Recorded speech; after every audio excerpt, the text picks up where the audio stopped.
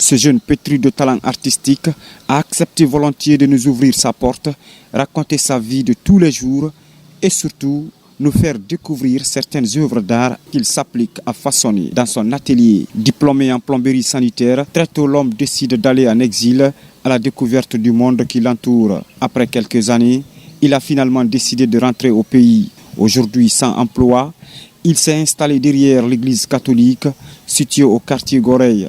C'est de là qu'il puise son inspiration en pratiquant la sculpture afin de subvenir à ses besoins quotidiens. Il nous expose sa méthode de travail.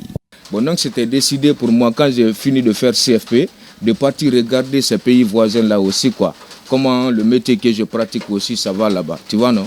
Voilà, parce que je faisais la musique, je chante, tu vois, non? Après avoir se rendre en Gambie là-bas, ça m'a donné beaucoup d'expérience, M. Compo, tu vois, non?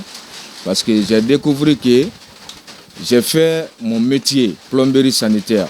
J'ai vu là-bas quelqu'un, un Rasta avec qui je travaillais, qui gagnait des contrats là-bas, je travaillais avec lui quand il gagnait des contrats. Est-ce que tu vois? Mais là-bas aussi, l'artisanat m'a beaucoup attiré, quoi. Parce que j'ai vu des Béninois, des Ougandais, tu vois, des Zimbabwéens, tu vois, non, tout le monde pratique de la sculpture, quoi. Il y a une place là-bas qu'on appelle Crap Market. Quand tu vois là-bas, tu vas voir n'importe quelle nationalité, quoi, des sculpteurs, quoi. Bon, non, ça m'a plu. Qu'est-ce qui m'a plu là-bas? Surtout des gens qui font le tableau en peinture, là, tu vois, non? Qui représentent n'importe quel village et puis de nos authenticités d'Afrique ici. Est-ce que tu vois? Ça m'a beaucoup attiré et j'ai décidé qu'il faut que je pratique aussi la sculpture. Mais précisément, je vais me baser sur les tableaux. Sur son mur, des différents tableaux en cours de finition. Le bois rouge est la matière première la plus utilisée dans la fabrication de ces pièces, ajoute-t-il. Mais comme chaque métier, des difficultés freinent son élan. Tu sais, j'obtiens ces bois-là par rapport à quoi? C'est à des relations. Est-ce que tu vois? Je rencontre des menuisiers. Ils ont des petits bois en morceaux. On parle, on me revend. Certains menuisiers même me donnent. On me dit, ah Rasta, il faut prendre ça. Est-ce que tu vois? Ça trouverait que pour eux, ce n'est plus utile. Est-ce que tu vois?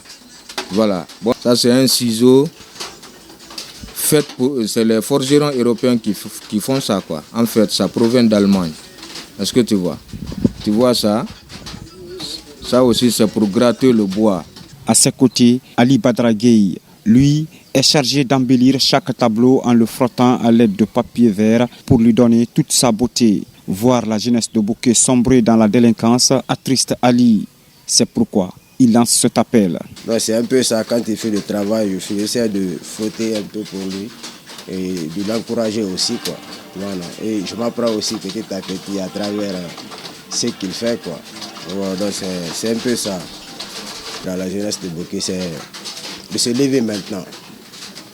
Rien n'est tard. Voilà.